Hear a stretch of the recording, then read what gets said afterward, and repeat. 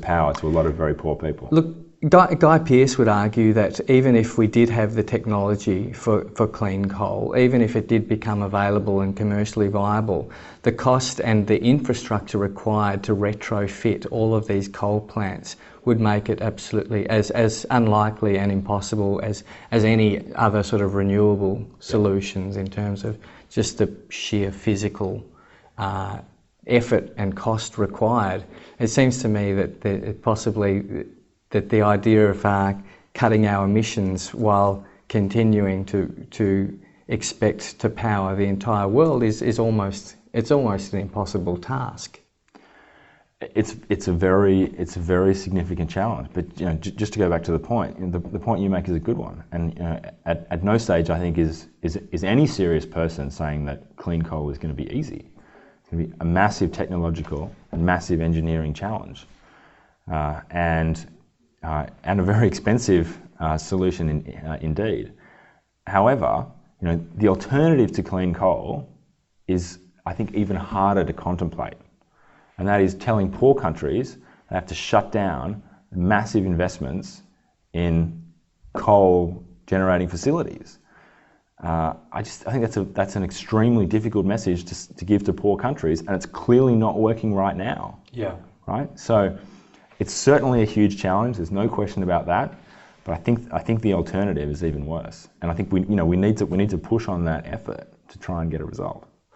I'd like to talk about some of the other elements in your essay that you talk about, the idea of limits to other resources. Could you run us through your thoughts on how a growing population is supposed to cater for the growing needs in developing countries?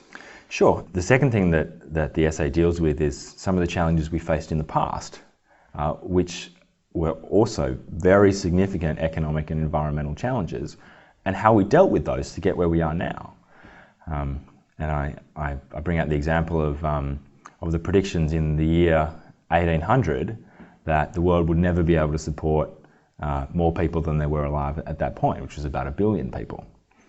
They believed that there was a finite amount of land, a finite amount of agricultural production, and finite resources. And yet today, some 200 years later, we have 7 times that many people on the planet, and those people are on average 50 times richer. So humanity has achieved extraordinary progress beyond the wildest dreams of generations that have gone before us. And the essence of that success, one of the essences of that success, has been the compounding impact of technological change, which has delivered, and I talk about this in the essay, huge gains in agricultural production, huge gains in new materials for various applications.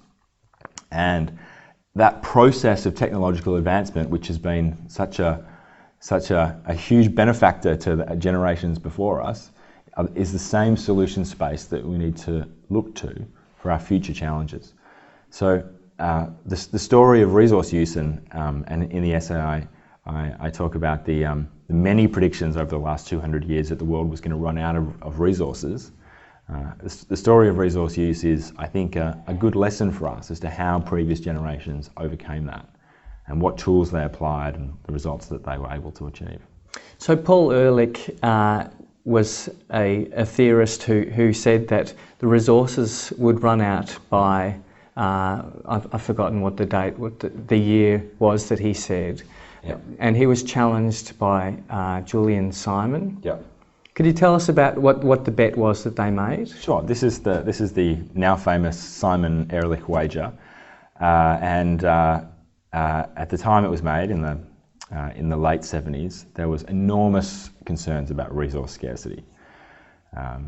Jimmy Carter had announced that resource scarcity and energy scarcity was the greatest challenge facing the United States. There were predictions that the huge population growth that everyone could see occurring at that time would lead to widespread famines around the world, that we would be running out of food, we'd be running out of resources. There were some very popular bombshell books that predicted that the population explosion that was occurring at that time would lead to ruin for the global population. And and an economist, Julian Simon, predicted the opposite. He said, no, as time goes by, things are actually going to become more abundant and cheaper. And so these two people entered into a bet around whether or not over the course of the 1980s that 5 metals that they selected together would go up or down in price. And to cut a long story short, the result was that all 5 metals went down in price over the course of that decade. And the man that won the bet, Simon, his theory was, in a sense, at least over that period, vindicated. And his theory was, over time, technology enables us to switch out of scarce materials and find new materials, to use less materials in some of our applications. So, for example, we used to use a lot of steel in household appliances. As steel becomes more expensive, we switch to plastics. We used to use a lot of copper in telecommunications. As copper becomes expensive, we switch into other materials like fiber optics. So technology offers us the opportunity to, at least to some extent, across some different commodities, and it is different across different commodities, to continue the path of human progress and avoid these scarcity issues. And indeed, over the last 50 years or so, until recently, we saw a relatively steady period of commodity prices, with commodities being relatively abundant around the world. And we're currently going through a period of heightened commodity prices, and so this debate is reigniting right now. It's a very optimistic view that we can just continue to pull more resources, commodities out of the ground. Surely, maybe Paul Ehrlich just got his dates wrong. He may well have just got his dates wrong, but the underlying theory that he brings to the table, I think, is powerful.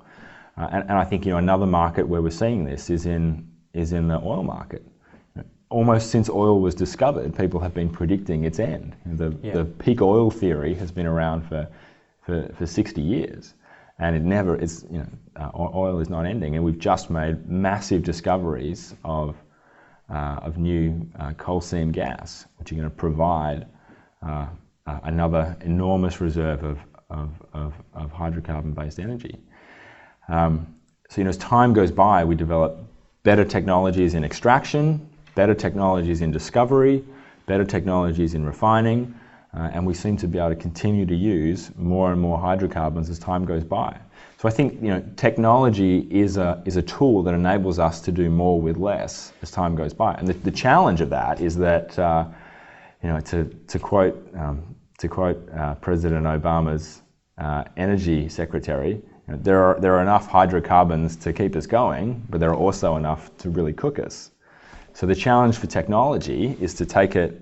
Is to take all the skills that we've previously applied to developing more energy sources, more hydrocarbon sources,